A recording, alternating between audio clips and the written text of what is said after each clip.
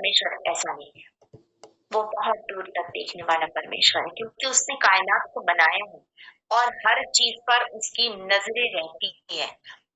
वो हर चीज को देखता है, उसे हर चीज पता है। कौन कहाँ क्या कर रहा है वो जानता है, कौन अपने मन में क्या सोच रहा है वो जानता है। वो हमारी सोच, हमारे विचारों, हमारी कल्पनाओं को जानता है, हमारे कामों को जानता है, हमारे हृदय को जांचने वाला, दिल को जांचने वाला वो परमेश्वर है। वो सब कुछ जानता है हमारे बारे में, चाहे हम बताएं या हम ना बताएं, वो सब कुछ जानता है। अगर ऐसा होता तो योना आराम से तर्शीश चला जाता और परमेश्वर को पता ही नहीं चलता, लेकिन ऐसा नहीं है। परमेश्वर को पता है कि योना तर्शीश के जहाज पर चढ़ गया है। उसे मैं निन्वे जाने कह रहा हूँ, वो तर्शीश के जहाज पर चढ़ गया है। परमेश्वर को पता है, परमेश्वर को पता है हर चीज। मछली के पेट में जब योना पश्चाताप कर रहा है, प्रार्थना कर रहा है, परमेश्वर को उसकी आवाज सुनाई दे रही। न सिर्फ वो देखता है वरन वो सुनता भी है। उसके कान हमेशा हमारी ओर लगे रहते हैं, हमारी दुआई की ओर लगे रहते हैं, हमारी प्रार्थनाओं की ओर लगे रहते हैं, हम जो भी कुछ बोलते हैं उसकी ओर लगे रहते हैं। इस समय भी वो हमारे बीच में है। वो सामर्थी हाथों से हमें छूता है। कभी कभी जब हम प्रभु में होते महसूस करते हैं और कभी कभी हम महसूस नहीं करते, लेकिन वो हर पल हमारे साथ होता है, वो हमें कभी नहीं छोड़ता। ऐसा महान परमेश्वर है। और अगर आप ऐसा सोचते हैं कि मैंने एक बार प्रार्थना की, परमेश्वर ने नहीं सुना, ऐसा नहीं है। वो मनुष्य ऐसा करता है कि 10 बार उसे बोलना पड़ता है, लेकिन परमेश्वर एक बार में हमारी प्रार्थना सुनता है और हमारी जिंदगी में अपने समय पर वो उसे पूरा भी करता है। क्या हन्ना ने प्रार्थना नहीं की होगी? सालों से वो प्रार्थना कर रही थी बच्चे के लिए, सालों से वो तड़प रही थी, लेकिन एक समय निर्धारित था कि जिस दिन हन्ना अपना दिल खोलेगी, उसकी प्रार्थना परमेश्वर पूरी करेगा। हम भी प्रार्थना करते हैं अपने समय में, जो हमारे लिए समय निर्धारित किया है परमेश्वर ने, उस समय में वो प्रार्थना पूरी होगी। तो आज जब हम यहाँ पे देख रहे हैं कि उसके विचार और हमारे विचारों में जमीन और आसमान का अंतर है, वाकई में हम बहुत थोड़ी सी छोटी सी चीजों को सोचते हैं, लेकिन वो हमारे लिए बहुत बड़ी बड़ी योजनाओं को बनाता है। वो बहुत बड़ी बड़ी योजनाओं को बनाता है जो हम सोच भी नहीं सकते। हमारी समझ के बाहर की योजनाओं को वो हमारी जिंदगी में पूरा करता है। बस हमें कुछ चीजों को करना होता है। और दूसरी चीज ये है कि यदि हम ऐसा सोचते हैं कि हम कठिन परिस्थितियों में हैं और परमेश्वर को दिख नहीं रहा है, ऐसा नहीं है। अपनी कठिन परिस्थितियों को भी परमेश्वर के हाथ में सौंप दीजिए। अय्यूब बहुत कठिन परिस्थितियों में था, लेकिन अय्यूब ने एक ही बात कही, परमेश्वर ने दिया, परमेश्वर ने लिया, उसका नाम धन्य है। आप यदि कठिन परिस्थितियों में, उसके लिए धन्यवाद दीजिए, क्योंकि परमेश्वर ने आपको आशीषों से भरा। और आज अगर कठिन परिस्थिति आई है तो और अधिक परमेश्वर आपको कस के पकड़ता है। आमीन आमीन। जितना ऐसा ऐसा कस के पकड़ता है कि आपको गिरने ही नहीं देता, उस कठिन परिस्थिति में संभाल के रखता है। तो परमेश्वर पर भरोसा रखिए। आज हम यहाँ कुछ बातों को सीखने जा रहे हैं। हम यहाँ सबसे पहली चीज जो सीखेंगे कि उसके विचार और उसकी योजना हमारी जिंदगी में पूरी हो, उसके लिए सबसे पहली चीज है परमेश्वर के हाथों में स्वयं को सौंप दीजिए। सौंप दीजिए उसके हाथों में। अपना दिमाग मत लगाइए। हमारे पास छोटा सा दिमाग है जो कुछ ज्यादा नहीं सोचता है, लेकिन हमारा परमेश्वर हमारे लिए बहुत बड़ी बड़ी चीजों को सोचता है। जब आप ये यिर्मयाह नबी की पुस्तक और उसके 33 अध्याय के 3 वचन को पढ़ेंगे तो आप उसमें पाएंगे, वो कहता है कि मैं तुझे, तुम मुझसे प्रार्थना कर और मैं क्या तुझे सिखाऊंगा, बड़ी बड़ी और कठिन बातें तुझे बताऊंगा और सिखाऊंगा। लिखा है उसमें, पढ़ लीजिए उसमें। जब हम अपने आप को उसकी जिंदगी में उसको उसके हाथों में सौंप देते हैं, अपनी जिंदगी को उसके हाथों में सौंप देते हैं, वो हमारी जिंदगी में जो कठिन और बड़ी बड़ी बातें चीजें हम समझ भी नहीं सकते, वो हमें समझाता है, वो हमें बताता है। वो ऐसा महान परमेश्वर है। वो अपने अपनी जब हम उसके हाथों में सौंपते हैं तो वो अपना कंट्रोल हमारे ऊपर रखता है। तब हमारी जिंदगी में शैतान प्रवेश नहीं करता। याद रखिएगा प्रियो, यदि हमारा जीवन परमेश्वर के हाथ में, हमने उसके हाथ में सौंप दिया है, तो शैतान हमारी जिंदगी में प्रवेश कभी नहीं करता है, वो दूर रहता है, वो डरता है, क्योंकि हमारा जीवन तो प्रभु के हाथ में है। कैसे वो प्रभु के हाथ में रखे हमारे जीवन को छू सके, आज्ञा मांगता है। मुझे एक बार मौका दे, देख मैं इसको क्या करता हूँ, और तब परमेश्वर को विश्वास है, क्योंकि जब हमने अपना जीवन उसके हाथ में सौंप दिया, तो उसको विश्वास है हम पर कि हम विश्वास में योग्य रहेंगे। मूसा के लिए उसने कहा ना, मेरा विश्वास योग्य दास है। मूसा परमेश्वर का विश्वास योग्य दास है, जिससे वो आपके सामने बातें करता है। आज परमेश्वर आपको भी वही विश्वास योग्य दास बनाना चाहता है, और वो आप तब बनेंगे जब अपना जीवन आप उसके हाथों में सौंप देंगे। तो अपना जीवन, सबसे पहली चीज, अपने आप को परमेश्वर के हाथ में सौंप दीजिए। अपनी कठिनाइयों को परमेश्वर के हाथ में सौंप दीजिए। अपनी समस्याओं को परमेश्वर के हाथ में सौंप दीजिए।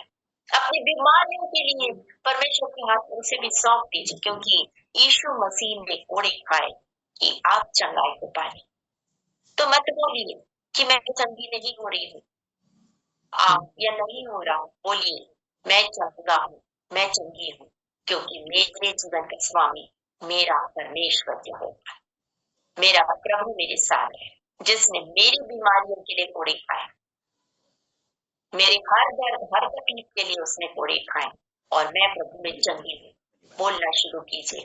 जब आप इस बात को बोलेंगे, आपकी जिंदगी में वो चंगाई की नदियां बहती हुई दिखाई देंगी। याद रखिएगा, अपना जीवन प्रभु के हाथ में सौंप दीजिए। दूसरी चीज, परमेश्वर पर भरोसा रखिए। पहली चीज, परमेश्वर के हाथ में स्वयं को सौंप दे। दूसरी चीज, परमेश्वर पर भरोसा रखिए। जब आप परमेश्वर पर भरोसा रखेंगे, परमेश्वर आपको संभाल लेगा। परमेश्वर आपको संभालेगा। आपको कुछ और सोचने करने की जरूरत नहीं, क्योंकि आपका परमेश्वर आपके साथ है, और वो आपको हर घड़ी देखता है, वो संभाल लेगा आपको। उस पर भरोसा तो रखिए, विश्वास रखिए। देखिए, एक वचन हम पढ़ेंगे, दूसरा कुरिन्थियों और उसके 4 अध्याय 8 और 9 वचन में। देखिए, दूसरा कुरिन्थियों 4 अध्याय 8 और 9 वचन। हम चारों ओर से क्लेश तो भोगते हैं, पर संकट में नहीं पड़ते, निरुपाय तो है पर निराश नहीं होते, सताए तो जाते हैं पर त्यागे नहीं जाते, गिराए तो जाते हैं पर नष्ट नहीं होते। याद रखिएगा, क्लेश आएंगे, संकट आएंगे, पर क्लेश आएंगे, लेकिन संकट में आप नहीं पड़ेंगे। निरुपाय नहीं, आपके पास कोई उपाय नहीं है उस समस्या से निकलने का, लेकिन निराश नहीं होंगे, क्योंकि आपके पास प्रभु यीशु मसीह है। सताए जाएंगे, पर आपको प्रभु कभी त्यागेगा नहीं। लोग सताएंगे, प्रभु आपको संभाल के रखेगा। गिराए जाएंगे, पर ये नाश नहीं होंगे। पता है क्यों? इसलिए क्योंकि वो हर पल, हर समय आपके साथ है। वो हमेशा आपको संभालता है। जब आप उस पर भरोसा रखते हैं, वो आपकी जिंदगी में अद्भुत रीति से कार्य करने वाला परमेश्वर है। वो अद्भुत कामों को आपकी जिंदगी में पूरा करता है। वचन और पढ़ रही हूँ, हबक्कुक नबी की पुस्तक, उसका 3रा अध्याय 17 वचन से 19 वचन तक। हबक्कुक नबी की पुस्तक 3रा अध्याय 17 वचन से 19 वचन।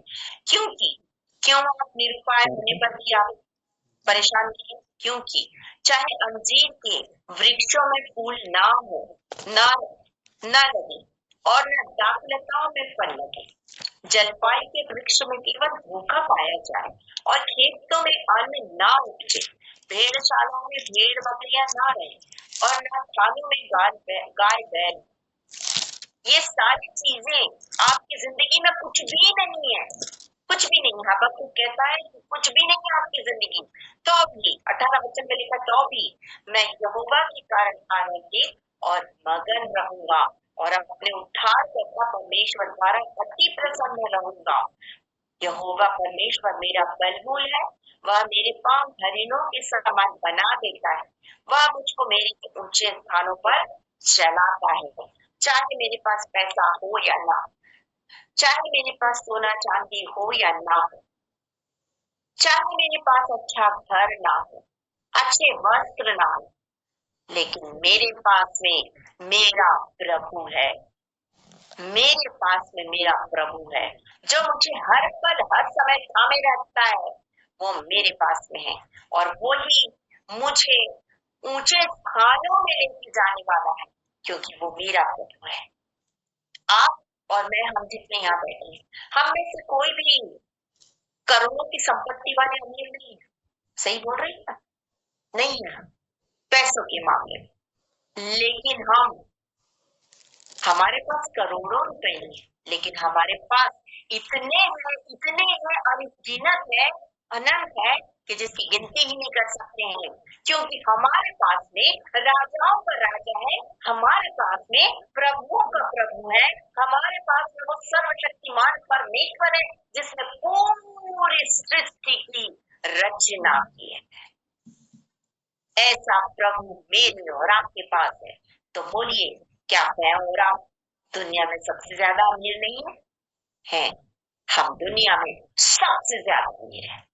और सबसे बड़ी बात ये, हमारे लिए बहुत महत्वपूर्ण, बहुत खूबसूरत घर बन रहा है और वो हमारा प्रभु बना रहा है। और क्या चाहिए हमें? और हमें कुछ नहीं चाहिए, यही चाहिए कि जब तक हम यहाँ हैं प्रभु को धन्यवाद देते रहे, और जब हम यहाँ से जाएं सीधा उस घर में जाएं जो प्रभु हमारे लिए बना है, वो हमारे लिए बना है। इसलिए परमेश्वर को धन्यवाद दीजिए और परमेश्वर को धन्यवाद देकर उस पर पूरा भरोसा रखिए, क्योंकि वो सर्वशक्तिमान परमेश्वर है। हम तीसरी बात को देखेंगे। हमने पहली चीज देखी, परमेश्वर के हाथ में स्वयं को सौंप दीजिए। हमने दूसरी चीज देखी, परमेश्वर पर भरोसा रखिए। हम तीसरी चीज देख रहे हैं, परमेश्वर में आशा रखिए। परमेश्वर में आशा रखिए। यशायाह नबी की पुस्तक उसका 40 अध्याय और उसके 31 वचन को देखिए क्या लिखा है। यशायाह नबी की पुस्तक 40 अध्याय 31 वचन। यशायाह नबी की पुस्तक 40 अध्याय 31 वचन। परंतु जो यहोवा की बाट जोहते हैं वे नया बल प्राप्त करेंगे, करते जाएंगे। वे उकाबों के समान उड़ेंगे, वे दौड़ेंगे और श्रमित न होंगे, चलेंगे और थकित ना होंगे, चलेंगे और थकित ना होंगे। तो जब परमेश्वर पर आप आशा रखते हैं तो याद रखिएगा, प्रतिदिन आप नए होते जाते हैं। प्रतिदिन वो आपको नया करता जाता है, वो आपको नई सामर्थ से भरता जाता है, वो आपको नए अभिषेक से भरता जाता है, वो आपकी जिंदगी में नए अद्भुत कार्यों को करता है। आपको हर एक दिन एक नई ऊंचाइयों पर लेके जाता है, एक नई सीढ़ी पर आप चढ़ते हैं, एक नए स्थान में आप खड़े होते हैं, एक नया, हर चीज एक नया मिलता है। आप बिल्कुल हर दिन एक नए होते जाते हैं।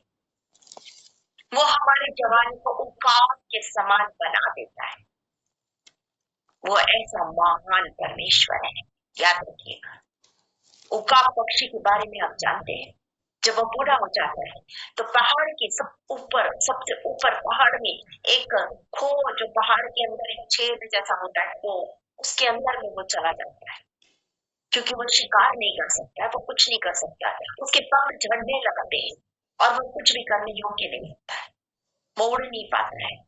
वो वहां पर चला जाता है और वहां जाने के बाद वो क्या करता है पता है? वो अपने सारे पंखों को अपनी चोंच से नोच नोच के फेंक देता है, सारे पंखों को फेंक देता है, यहाँ तक उसकी चोंच भी गिर जाती है। और तब परमेश्वर का कार्य उसके जिंदगी में आ देता है। परमेश्वर उसे नई चोंच देता है, परमेश्वर उसे नए पंख देता है और वो बिल्कुल जवान और नया हो जाता है। वैसे ही परमेश्वर मुझे और आपको भी नया करना चाहता है। उस पर आशा रखिए।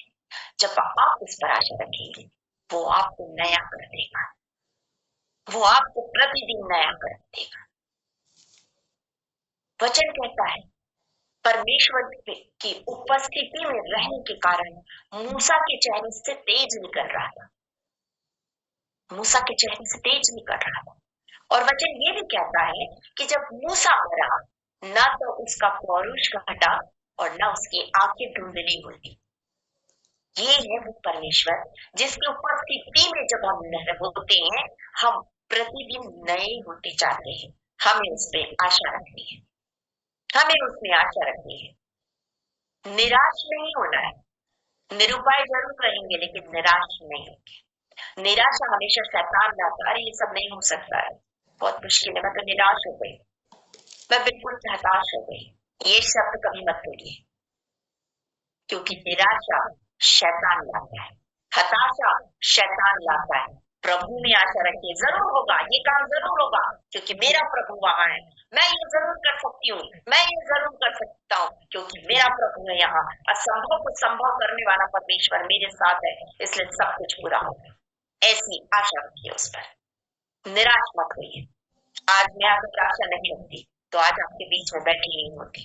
तमाम बीमारियों, दुख और तकलीफों से आशा रख के मैं निकली, क्योंकि मेरा विश्वास प्रभु में है, मेरी आशा प्रभु में है, मेरा पूरा भरोसा उस पे है। मैंने अपना जीवन उसके हाथ में सौंप दिया है, इसलिए वो मेरी जिंदगी में कार्य कर रहा है, आपकी जिंदगी में भी वो कार्य करना चाहता है। वो तब कार्य करेगा जब आप अपना पूरा भरोसा, पूरा विश्वास उसमें रखेंगे। हम चौथी चीज को देखने जा रहे हैं। हमने पहली चीज देखी, परमेश्वर के हाथ में स्वयं को सौंप देना। दूसरी, परमेश्वर को अपना जीवन सौंप दीजिए। दूसरी चीज हमने देखी, अपना पूरा भरोसा परमेश्वर पर रखिए।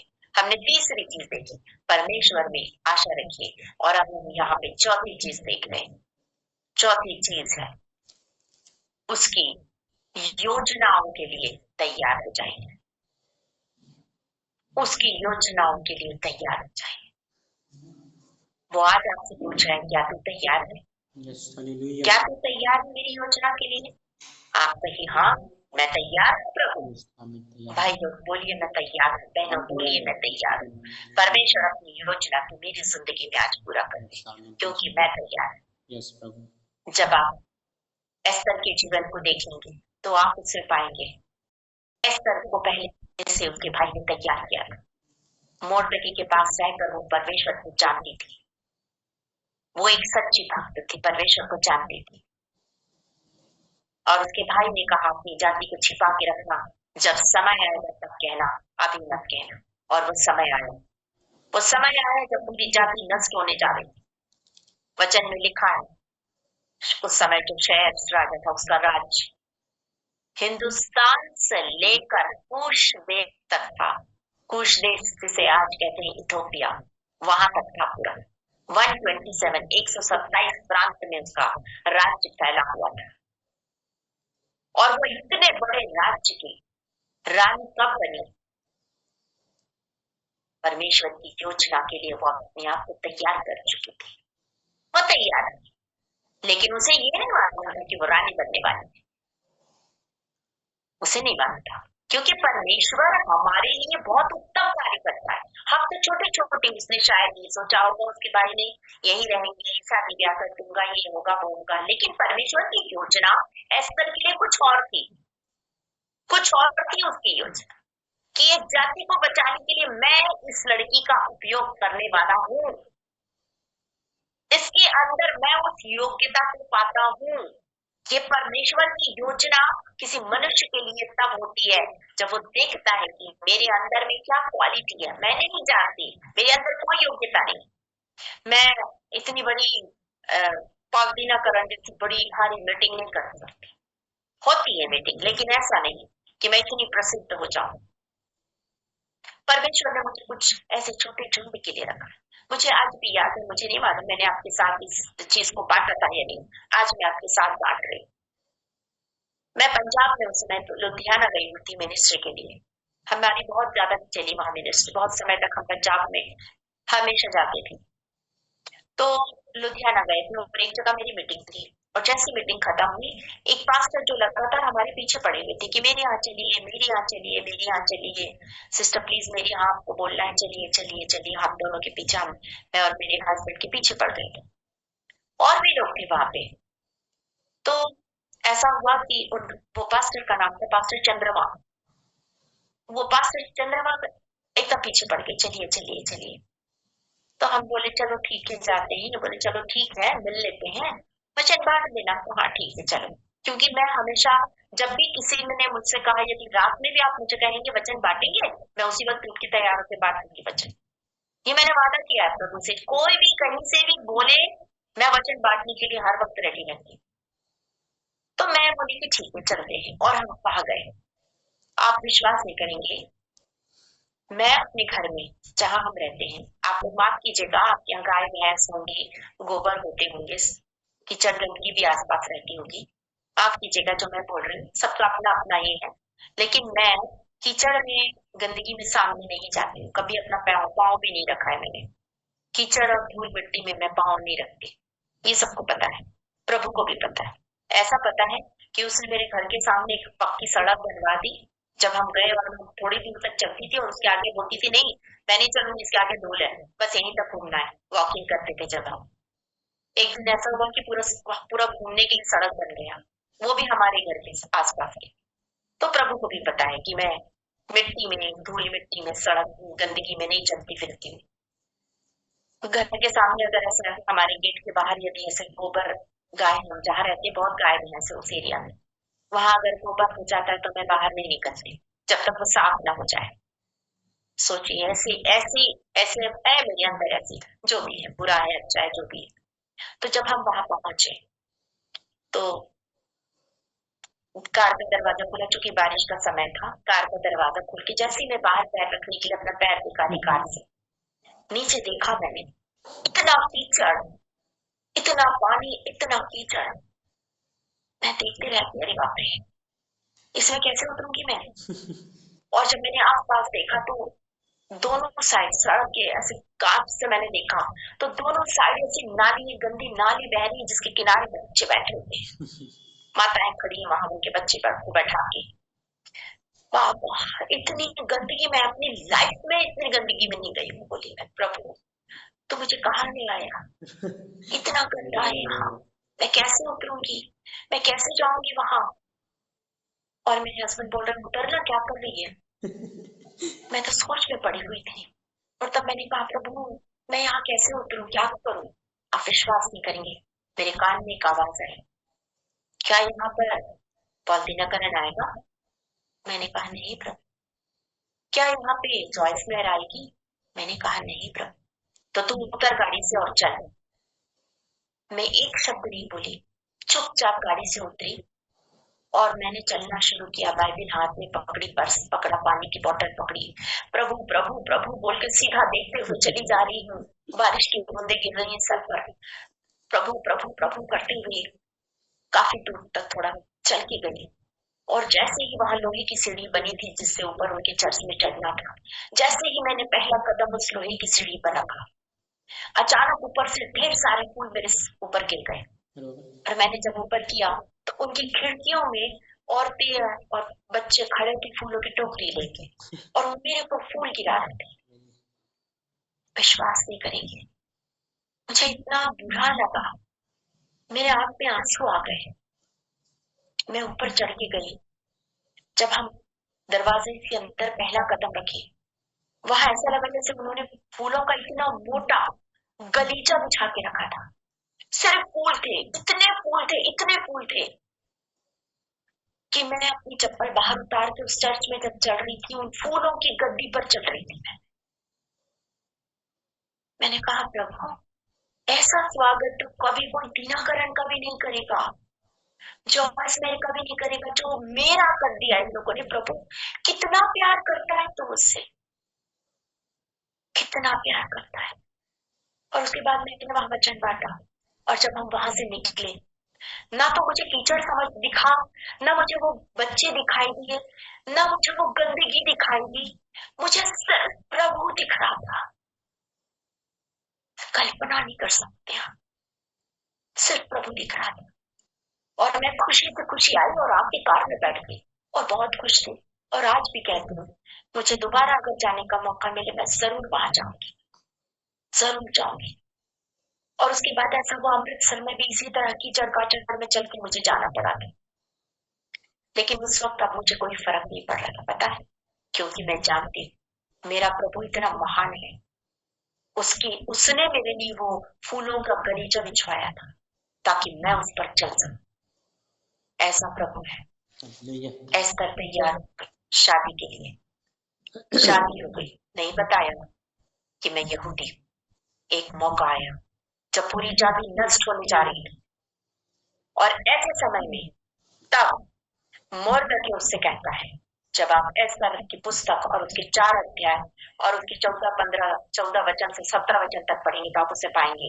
वो कहता है कि क्या जाने मुझे ऐसे समय के लिए राजपद मिला हो। मतलब ये परमेश्वर की योजना थी कि एस्तर को राजपद मिले और एस्तर अपनी जाति को बचा सके। और तब एस्तर ने उपवास प्रार्थना की और उसकी जाति बच गई। राहब के बारे में आप सब जानते हैं। राहब का नाम एक वेश्या के रूप में आता है, लेकिन अभी कभी सोचा आपने कि राहब परमेश्वर की वो चुनी हुई बेटी थी जिसका नाम प्रभु यीशु मसीह की वंशावली में आता है। मत्ती रचित सुसमाचार पहले अध्याय के 5 वचन को देखेंगे तो आप उसे पाएंगे, सलमोन और राहब से बोअज उत्पन्न हुआ, बोअज और रूत से ओबेद उत्पन्न। प्रभु यीशु की वंशावली में नाम आया। उसने क्या किया, उसने क्या मांगा। एस्तर ने अपनी जाति को बचाने के लिए परमेश्वर ने उसे चुना। राहब को अपने कुटुंब को बचाने, अपने परिवार को बचाने के लिए परमेश्वर ने चुना। और मरियम को आप जानते हैं। लूका रचित सुसमाचार पहले अध्याय 28 वचन से 38 वचन तक पढ़ेंगे तो आप उसे पाएंगे मरियम के बारे में। मरियम को चुना परमेश्वर ने पूरे संसार को बचाने के लिए, उद्धारकर्ता भेजने के लिए मरियम को चुना। आज परमेश्वर आपको चुन रहा है अपने कामों के लिए। वो चाहता है कि आप भी उस योजना का हिस्सा बन जाए। आप नहीं जानते कि उसने आपके लिए कितनी बड़ी योजना बनाई है। एस्तर नहीं जानती थी, राहब नहीं जानती थी, मरियम नहीं जानती थी, लेकिन परमेश्वर की योजना उनके लिए थी। कभी सारा और एलीशिबा ने नहीं सोचा कि बुढ़ापे में उनके एक पुत्र उत्पन्न होगा, लेकिन ये परमेश्वर की योजना थी कि वो असंभव को संभव करने वाला परमेश्वर है। ये परमेश्वर की योजना है। परमेश्वर पर भरोसा रखिए, अपने आप को उसके हाथ में सौंप दीजिए, उसमें आशा रखिए। परमेश्वर अपनी योजना आपकी जिंदगी में पूरा करेगा, जैसे उसने सारा और एलीशिबा की जिंदगी में पूरा किया। दिल खोलकर प्रार्थना करना हन्ना के समान सीख लीजिए। वो आपकी जिंदगी में भी काम करने जा रहे हैं। जक्कई के समान पश्चाताप करना सीखिए। यदि आपसे कोई गलती हो गई, पश्चाताप कीजिए पूरे दिल से, पूरे मन से। उद्धार आपके घर में आ जाएगा, उद्धार आपके घर में आ जाएगा। यूसुफ के समान परमेश्वर के संग चलिए, परमेश्वर आपके संग चलेगा, आप उसके संग चलिए, परमेश्वर आपको ऊंचाइयों पर लेके जाएगा। हनोक के समान परमेश्वर पर भरोसा रखते हुए चलिए, स्वर्ग राज्य में प्रवेश करने पाएंगे। उसकी योजना आपके लिए बहुत अद्भुत है। आज उससे बोलिए, प्रभु अपनी योजना मेरी जिंदगी में पूरा कर, क्योंकि तेरी गति और मेरी गति में जमीन आसमान का अंतर है। तेरे विचार और मेरे विचारों में जमीन आसमान का अंतर है। तेरी सोच और मेरी सोच में जमीन आसमान का अंतर है। आज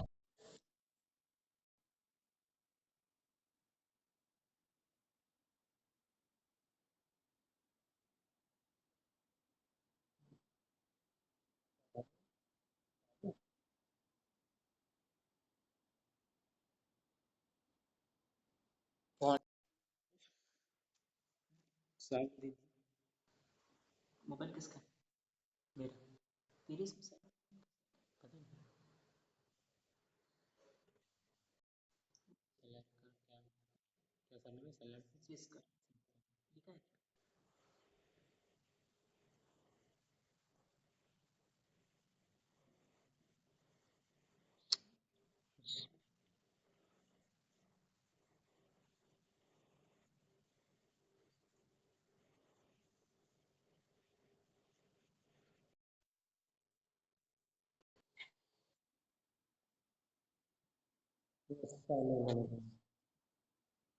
यस।